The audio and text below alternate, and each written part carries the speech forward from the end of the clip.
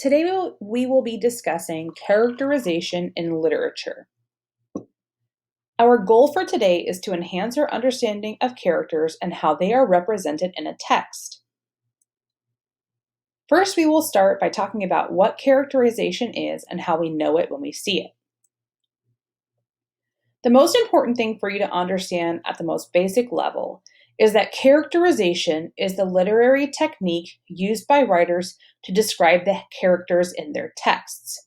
Throughout this discussion, we will talk about the primary methods that authors use, but basically, when you are reading a story, an article, a book, anything at all, even watching a movie, characterization is the technique that is used by the creator to help you understand what you should know and like or dislike or understand about a character.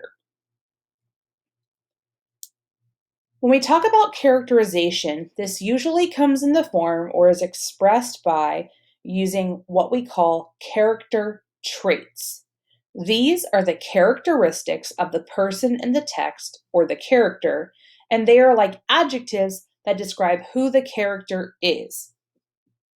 Character traits can include a variety of things, such as physical appearance, a description of the character's emotions, or a description of the character's personality.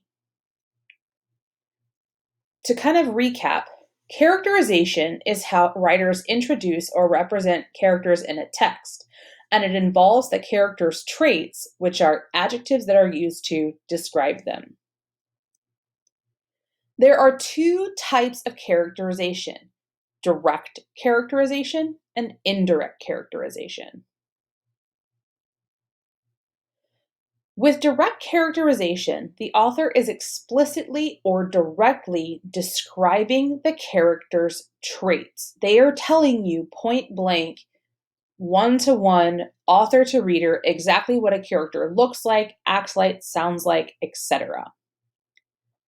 For example, Miss Krosky wasn't like other teachers. Her hair was bright pink and purple, and her nose was pierced with a silver crystal. She almost always wore bright pink or red lipstick, and she loved to rock a cardigan sweater. This is an example of direct characterization because the writer here is telling you exactly what you might notice if you were describing Miss Krosky as a character. The author tells you explicitly what the hair color is, physical appearance in terms of the nose piercing, physical appearance in terms of the lipstick, some preferences in terms of clothing. So that is direct characterization because it is explicitly or directly describing the character's traits or the things that we would use to describe or understand the character. In contrast, you have indirect characterization. This is where the author shows what a character looks like or what they are like as a person using the character's thoughts, actions, words, looks, and responses. Identifying indirect characterization can be very tricky. You must closely read the text and use the Walter method in order to determine when it is being used. The Walter method is an acronym or an abbreviation that stands for words, actions, looks, thoughts, and responses. So when we use the Walter method, we are looking at first words. What does the character say? What language do they use to describe the things around them? If someone describes things as a beautiful day, for example, you could infer or deduce that they are a very positive or sunny person. If a person describes every day of school as the most miserable day that they could possibly experience, you might infer or deduce that they are a more negative person. We also look at their actions. How does the character behave? When confronted with a situation, let's say, for example, a bully, if the character stands up to the bully, that tells us a lot about the character. If the character is afraid of the bully and runs in the other direction, that also tells us a lot. So that has a big impact on our understanding of who they are as a character. We also look at L, looks. What does the character look like? This really focuses on physical appearance so that we understand what a character looks like. T stands for thoughts. What thoughts that the character is having does the author share with the reader? This allows us inside information into what's going on in the character's brain. This is very similar to the classic Pixar movie Inside Out, where we see the different emotions playing out in Riley's brain that may or may not be things that her parents are aware of. That's a very similar concept with how the author is using thoughts to characterize their primary character or secondary character. And the final part of the Walter method is response. How does the character respond to others? Again, this when we think about this in the context of things like a bully or a crush, if a character walks right up to their crush and asks them out on the spot, that tells us a lot about their confidence. If a character walks up to their crush and blushes and stammers and stutters, but still asks them out, that gives us a very different picture of who they are as a character. But both are based on their response to someone or something else that help us understand who they are. Now we're going to look at character development. This is an important component of understanding how characters change over the course of a text.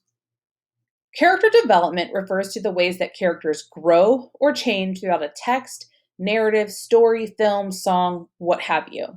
Character development is really focused on how characters learn and grow in response to the situations that they experience or encounter. To figure out character development, you always want to ask yourself which character or characters are different by the end of the story. The characters that grow and change and are different by the end of the story are the characters who have developed. Characters who remain the same no matter what are characters who are undeveloped. There are two types of characters, so we're going to look at those next. They can be split into two different categories: round, or you may have heard them called dynamic characters, and flat, or you may have heard them called static characters. Round characters are main or important characters. They have full, complete personalities with many character traits. They have complex emotions. They change or grow during a narrative, and their actions significantly impact the plot as the narrative unfolds. Flat or static characters are usually supporting or minor characters. They typically have one-dimensional personalities.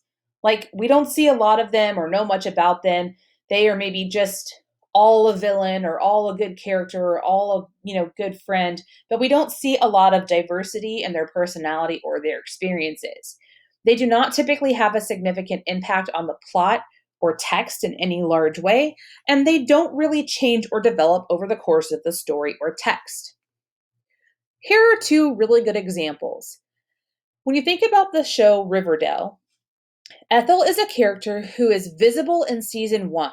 She crops up a lot, she has an appearance, she has different things that she participates in, but her presence in the story doesn't really affect the story overall. Her actions don't really lead to specific events or outcomes. We don't see a lot of her personality.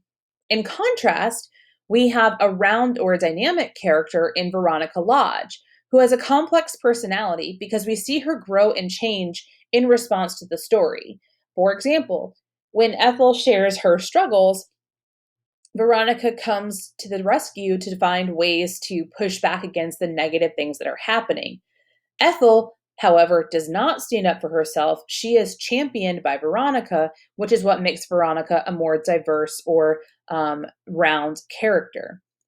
Some other excellent examples from popular culture include this T-chart here. So on the left-hand side, you have Thanos. Thanos never really changes. He wants to save the galaxy by killing half of all living creatures. He never really varies or wavers or changes in pursuit of his goal. He is bent on his mega maniacal, impulse to destroy everything.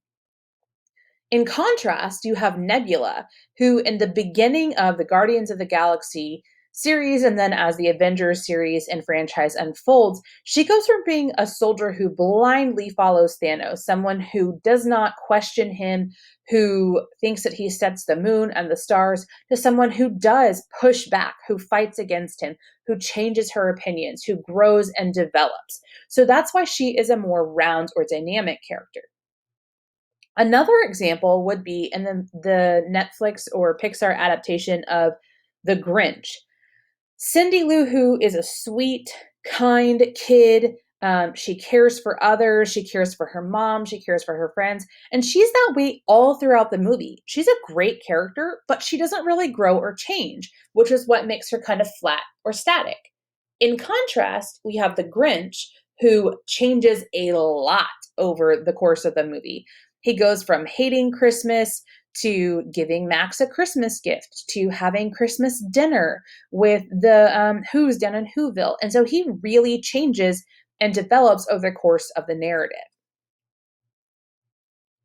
Okay.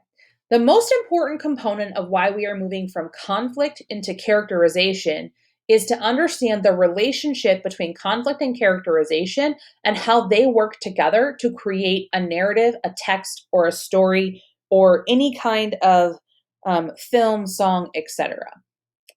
Conflict and characterization are deeply connected to each other. They work together in a collaborative way that allows the story to manifest. And I'm going to talk about that more in just a second here. When a character faces a conflict, remember that's a problem or obstacle that they have to solve or overcome. It's that opposing force, right? It's that good versus evil, Batman versus the Joker, whatever it is. When a character faces a conflict, they have to try to overcome it or solve it, right? There is no story if a character just sees a problem and walks away. Those are not the kinds of stories that we tell. They're not interesting. The actions that are taken by a story's character are what drive the story forward. And this is because when a character reacts to the conflict, more conflicts or situations are created as a result of their actions. And then the character must face and react to those conflicts or situations. And so when a character is confronted with the big bad wolf on the way to grandma's house, the character reacts. So the character doesn't deal with the big bad wolf. For example, Little Red Riding Hood continues on her merry way. She ignores the big bad wolf and keeps going. Well, the big bad wolf, who is in conflict with Little Red Riding Hood, runs along to grandma's house because he is determined he's going to gobble her up. And then Little Red Riding Hood makes her way to grandma's house. And you have these two characters who are in conflict. And while Little Red Riding Hood is figuring things out, the big bad wolf is trying to figure out how he can eat Little Red Riding Hood. And each of their decisions are what create that tension and create the story that manifests. So let's look at a different example. If we use the classic story of the Three Little Pigs and we follow this kind of traditional plot arc and we kind of look at how it's laid out, the Three Little Pigs set out to build houses of their own. They each build a house of different materials. That's the beginning of the story. So because they set out on their own and they leave home and they go out into the wide world to build their houses, they are now in a space where the big bad wolf can find them. And because the big bad wolf can find them, he stops by the house of straw, talks to the little pig, and then blows that house down. And because the house is blown down by the actions of the wolf who's trying to eat the pig runs away. And because the pig runs away, the wolf follows him. That then leads us to the big bad wolf going to the next house, the house of sticks. He blows this house down. The two pigs run away to their brother's house, and the wolf follows them. The two pigs arrive at their brother's house, which is made of bricks. The big bad wolf tries to blow down this house. He tries and is not successful. And because how he is trying to deal with that conflict of not being able to blow the house down, he then decides to climb down the chimney. That's his choice and how his choice is driving the plot forward. And because the pigs hear him on the roof, they put a pot of boiling soup in the fireplace. So that if the big bad wolf comes down the chimney, he's going to fall into a pot of boiling water and he's going to be just out of luck. He's going to die. And so, because the wolf made that choice, the pigs then made their choice, which all culminates or ends or wraps up with the big bad wolf being boiled alive and the pigs finally being safe. So, this whole situation shows you how there is an action or some sort of activity or event that is sets out, and then the characters, such as the big bad wolf, um, and the pigs, they make choices in response to the conflict that they're having. The big bad wolf wants to eat the pigs, but he can't get to the pigs. The pigs want to keep themselves safe, but the big bad wolf keeps blowing down their house. And therefore, they result in a series of events that help create the overall information or structure of the plot. So, one thing that you want to think about is how to practice or study these concepts. The key vocabulary that you need to study are character development, characterization, character traits, direct characterization, indirect characterization, the Walter method, round/dynamic characters, and flat/static characters. The key concepts and ideas that are important to take away from this lesson are how are conflict and characterization related, and how do conflict and characterization work together to create plot. These are the key ideas and concepts that you will need to be sure to study and review.